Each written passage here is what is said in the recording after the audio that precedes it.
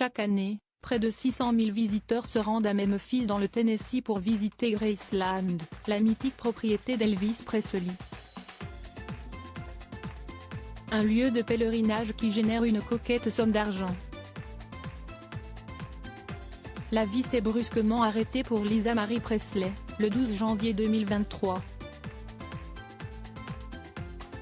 L'unique fille du King avait 54 ans, et est décédée chez elle à Los Angeles. Victime d'une attaque cardiaque, c'est son ex Danny Keough qui a tenté de lui prodiguer les gestes de premier secours en attendant l'ambulance. Malheureusement, la fille de Priscilla est décédée à l'hôpital, entourée de ses proches. Un véritable traumatisme pour les jumelles Harper et Finlay, qui ne veulent plus mettre les pieds dans la maison de leur mère. Une nouvelle épreuve attend la famille, ses obsèques. C'est à Graceland, Memphis, Tennessee, que vont se réunir les proches de Lisa Marie Presley le dimanche 22 janvier.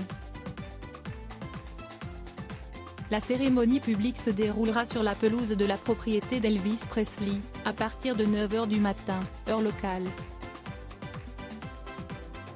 Un lieu symbolique, puisque c'est à Graceland que repose Benjamin Keough, le fils de Lisa Marie Presley, ainsi qu'Elvis Presley.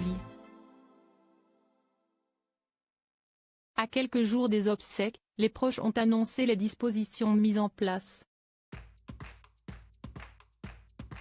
Au lieu de fleurs, la famille encourage tous ceux qui souhaitent envoyer quelque chose, à le faire sous la forme d'un don à la Elvis Presley Charitable Foundation, ont-ils déclaré dans un communiqué.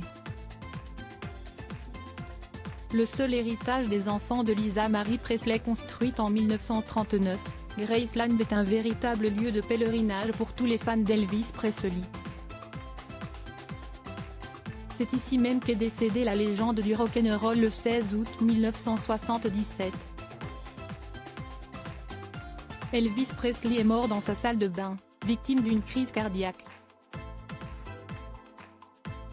Il a d'abord été enterré au cimetière de Forest Hill, avant que la dépouille ne soit transférée à Graceland après une tentative de vol de la pierre tombale. C'est en 1957 que la demeure est devenue la propriété de l'interprète de Can't Help Falling in Love.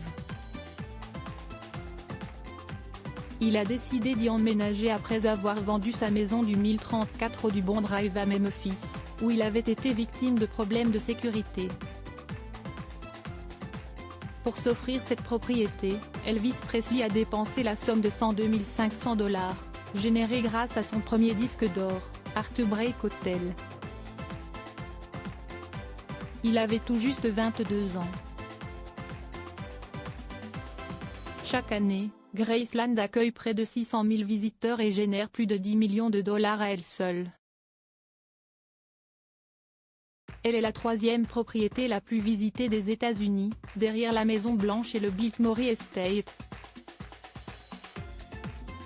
Il s'agit du seul héritage qui revient aux enfants de Lisa Marie Presley.